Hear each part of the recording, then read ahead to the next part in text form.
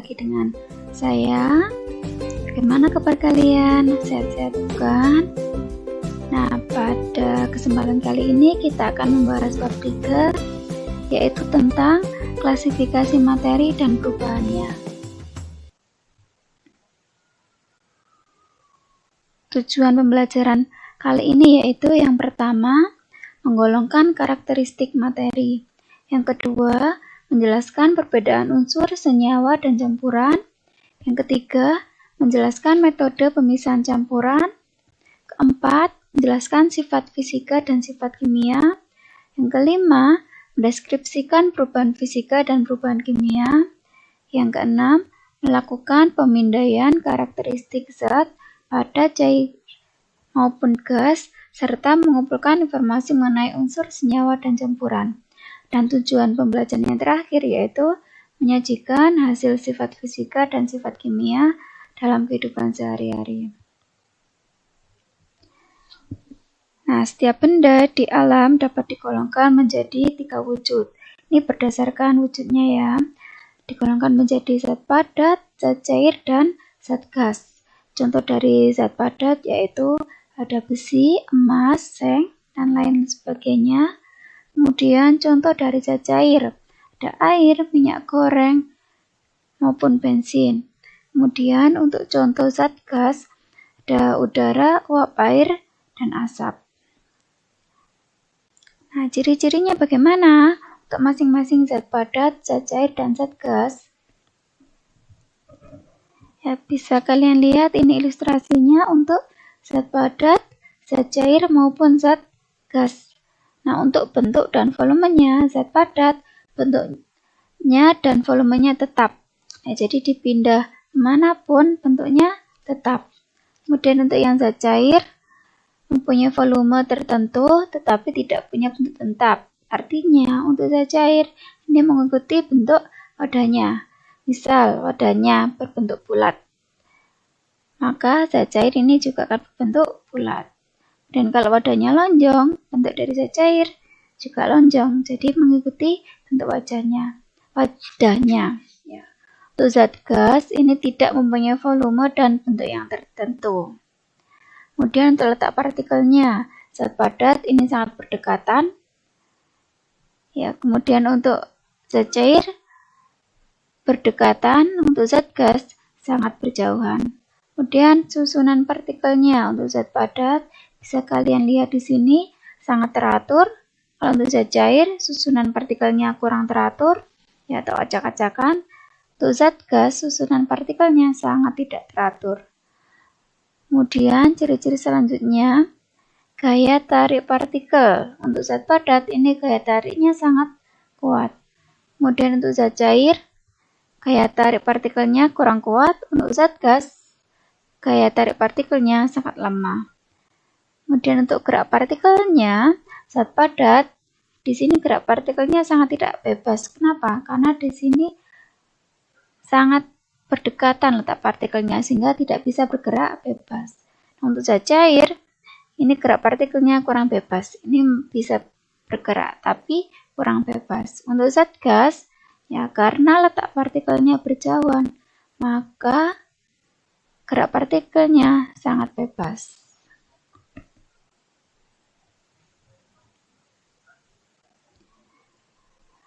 Untuk selanjutnya,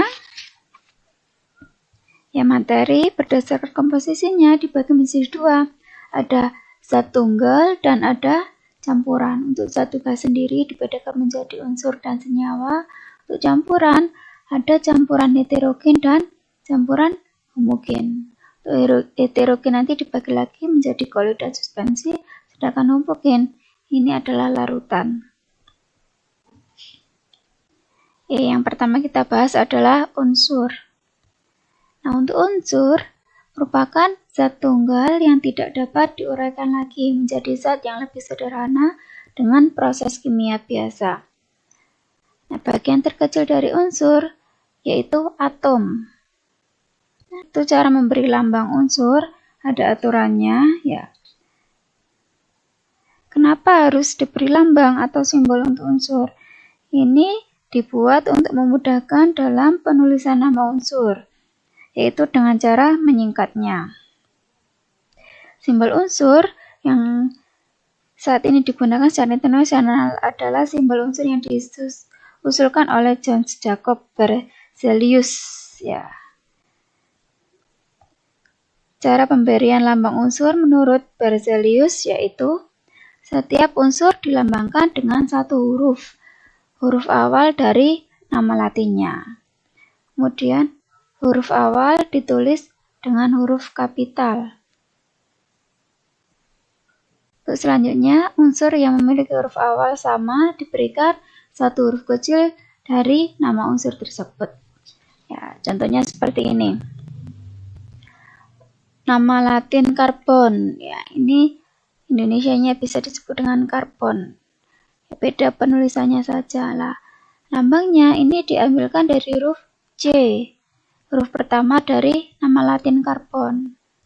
Nah, terus bagaimana kalau unsurnya awalannya sama seperti kalsium? Ya, nama Latin kalsium ini adalah calcium, maka lambangnya 2 angka ya diambil dari 2 huruf pertama Ca. Jadi ini membedakan dengan karbon. Kalau karbon itu C, kalau kalsium Ca. Kemudian oksigen.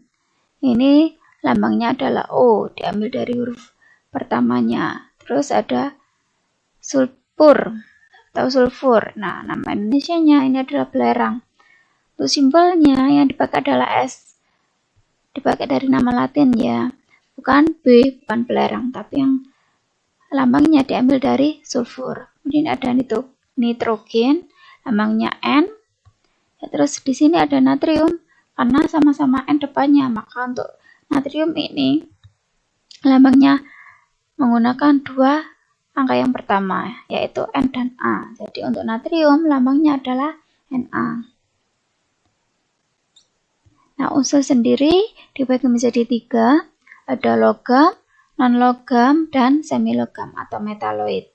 Masing-masing perbedaannya yaitu untuk logam itu berwujud padat pada suhu kamar, ya kecuali raksa. Raksa ini bentuknya cair pada suhu kamar.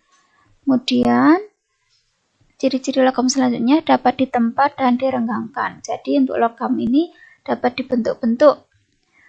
Dan logam itu merupakan konduktor listrik dan panas. Jadi dapat mengantarkan listrik dan dapat mengantarkan panas.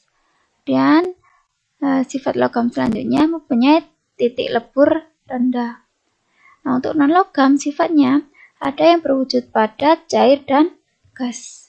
Kemudian bersifat rapuh dan tidak dapat ditempa. Ya, tidak seperti logam. Kalau non-logam tidak bisa dibentuk-bentuk. Kemudian pengantar arus listrik yang buruk. Jadi non-logam ini bisa mengantarkan listrik tapi sangat buruk, beda dengan logam.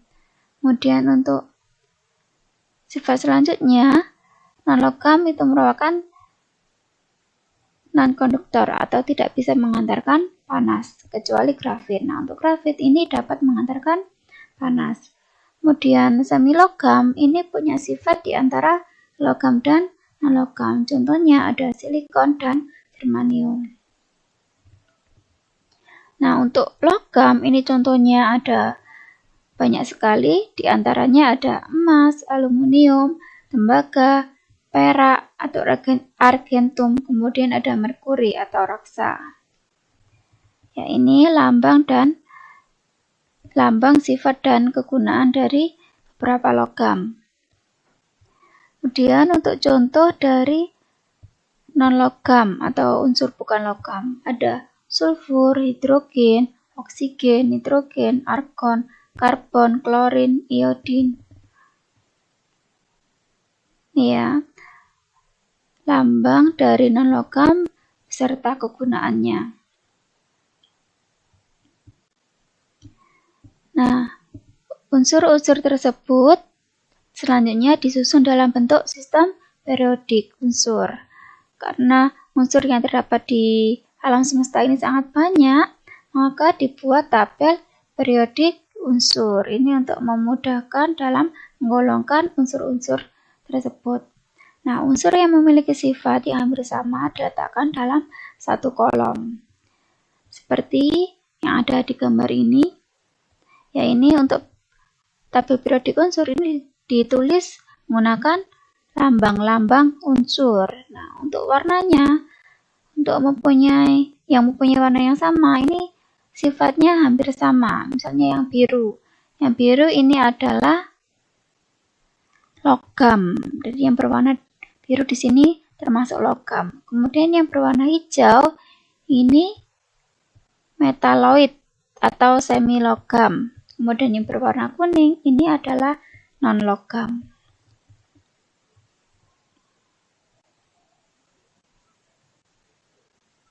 Selanjutnya yaitu senyawa. Ya, senyawa yaitu zat tunggal atau murni yang dapat diuraikan menjadi dua atau lebih zat yang lebih sederhana dengan proses kimia biasa. Nah, senyawa terbentuk dari unsur-unsur dengan perbandingan tertentu dan tetap melalui reaksi kimia. Molekul merupakan bagian terkecil dari senyawa. Senyawa dituliskan dalam wujud rumus kimia.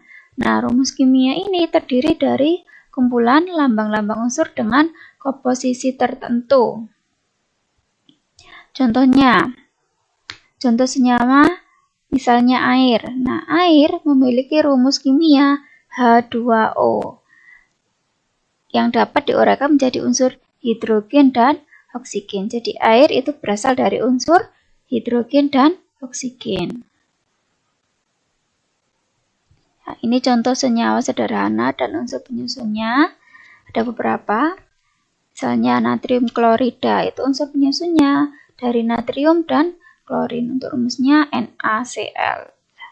Gunaannya untuk apa? Natrium klorida ini adalah garam dapur. Biasanya digunakan untuk memasak. Kemudian ada gula tebu atau sukrosa. Unsur penyusunnya dari karbon, hidrogen, dan oksigen. Rumusnya C12H22O11. Kegunaannya sebagai pemanis. Ya, biasanya pemanis untuk minuman atau untuk makanan. Kemudian ada asam sulfat. Ini unsur penyusunnya hidrogen, sulfur, dan oksigen. Rumus kimianya H2SO4. Ini gunaannya untuk mengisi aki. Terus ada karbon dioksida. Ini unsur penyusunnya karbon dan oksigen. Rumusnya CO2. Kegunaannya untuk fotosintesis. Kemudian ada aspirin. Nah, unsur penyusun dari aspirin yaitu ada karbon, hidrogen, dan oksigen. Untuk rumus kimianya C9H8O4. Fungsinya sebagai obat sakit kepala.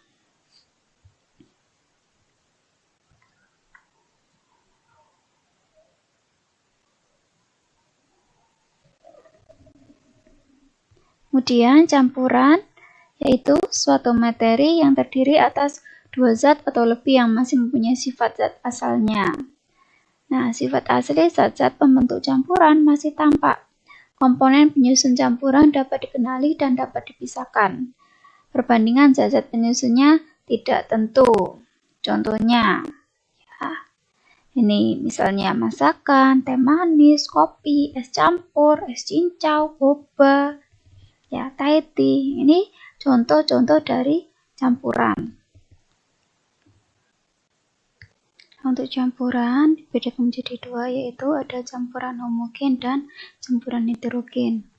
Untuk campuran homogen atau yang disebut dengan larutan, ini adalah campuran yang tidak dapat dibedakan zat-zat yang tercampur di dalamnya.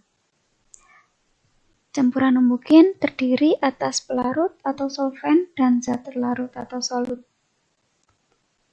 Ukuran partikel zat terlarut sangat kecil. Ukurannya diameternya kurang dari 1 nanometer. Nah, larutan itu berasal dari pelarut dan zat terlarut. Ini contoh dari campuran homogen, misalnya minuman-minuman seperti ini. Nah, untuk larutan sendiri dibagi menjadi 3, ada larutan asam, basa, dan garam. Nah, yang pertama larutan asam. Untuk larutan asam ini pH-nya di bawah 7. Ya, semakin kecil nilainya maka semakin asam. Ciri-ciri yang lain yaitu rasanya asam, dapat menimbulkan korosi, kemudian mengubah kertas lakmus biru menjadi merah. Contoh dari larutan asam antara lain ada jeruk, lemon, dan tomat. Nah, larutan asam ada yang bermanfaat, ada juga yang menimbulkan dampak negatif. Apa saja manfaat dari larutan asam? Yang pertama, sebagai bahan baku pembuatan pupuk. Kemudian dapat menghilangkan karat pada logam besi. Sebagai bahan baku pembuatan bahan bakar roket. Larutan asam bisa juga digunakan untuk pemutih pakaian.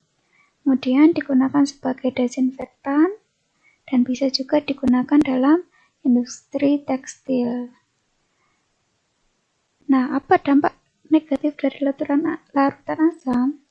Ketika terjadi hujan asam, itu dapat menyebabkan kerusakan gedung dan bangunan, kerusakan pada tumbuhan, dan juga dapat menyebabkan kematian pada makhluk hidup.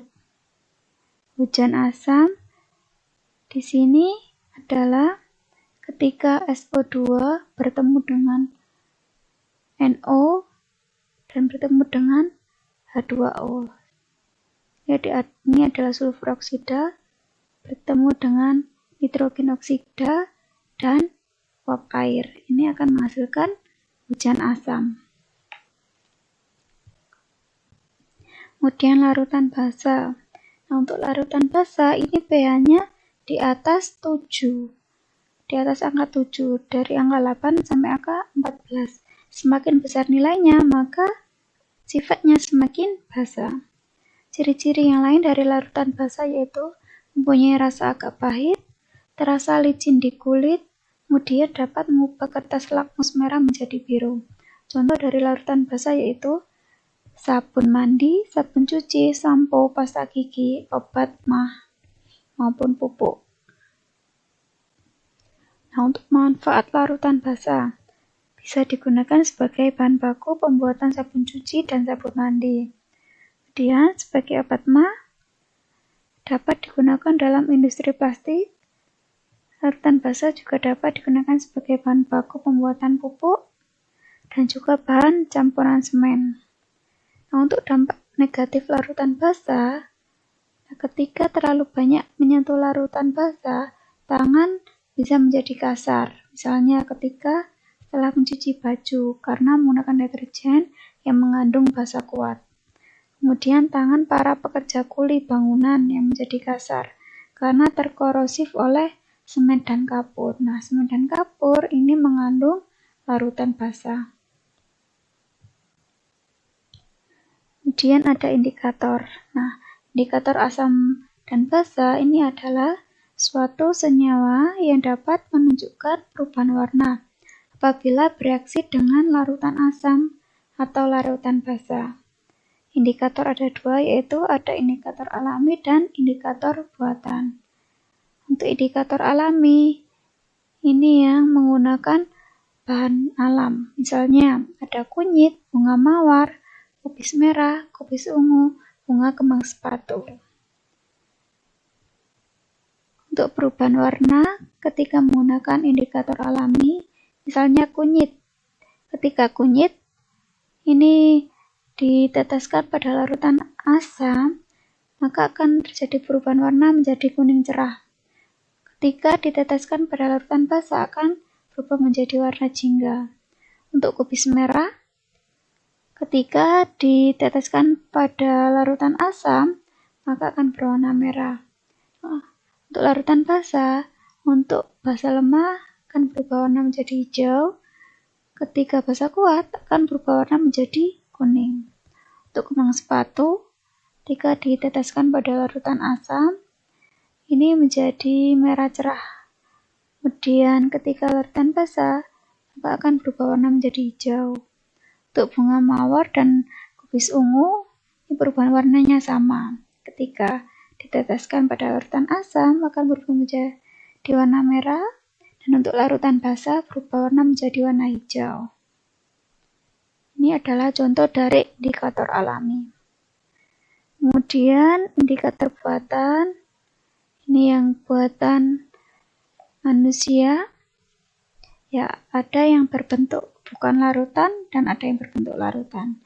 Yang bukan larutan ini bentuknya adalah kertas, yaitu kertas lakmus. Ada kertas lakmus merah dan ada kertas lakmus biru. Untuk kertas lakmus biru ini akan menjadi merah dalam larutan asam. Kemudian kertas lakmus merah akan berubah warna menjadi biru dalam larutan basa. Kalau kertas lakmus biru ataupun merah dicelupkan dalam larutan basa, misalnya kertas lakmus biru dicelupkan dalam basa, maka tidak akan terjadi perubahan warna. Nah, kalau kertas lakmus merah dicelupkan pada larutan asam, maka tidak akan terjadi perubahan warna. Kemudian, kertas lakmus merah dan biru tidak akan berubah warna atau tetap dalam larutan garam. Kemudian yang berbentuk larutan untuk indikator buatan ada phenolphthalein, metil merah, dan metil biru.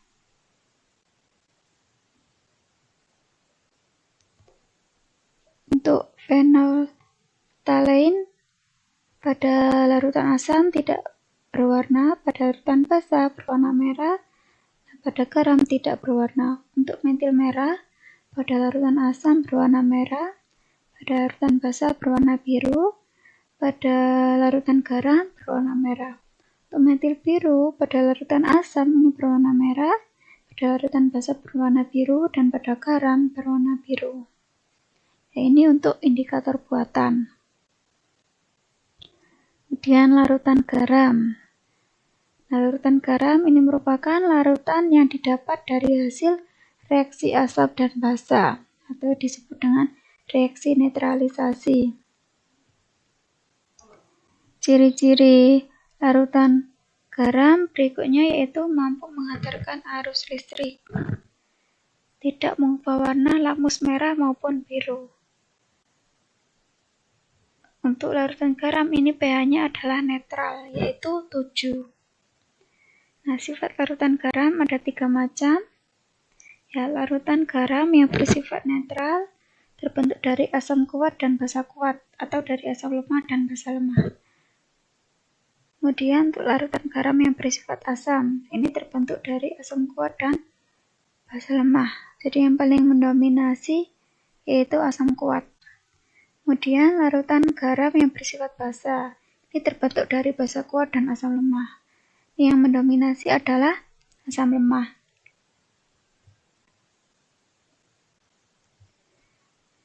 Kemudian campuran heterogen. Campuran heterogen ini adalah zat yang tidak dapat bercampur satu dengan lain secara sempurna sehingga dapat dikenali zat penyusunnya. Ya, campuran heterogen dibagi menjadi 2. Ada suspensi dan koloid. Untuk suspensi ini adalah suatu campuran fluida yang mengandung partikel padat. Campuran heterogen dari zat cair dan zat padat.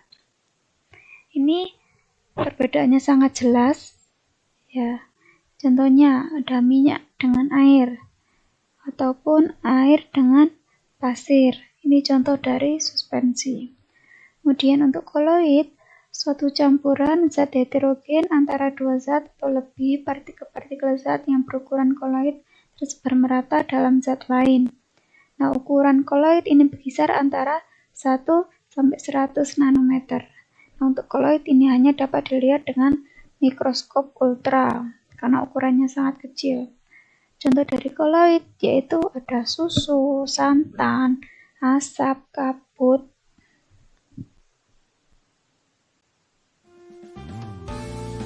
Nah, demikian yang dapat saya sampaikan. Bermanfaat. Sampai jumpa di pertemuan selanjutnya. Terima kasih. Assalamualaikum warahmatullahi wabarakatuh.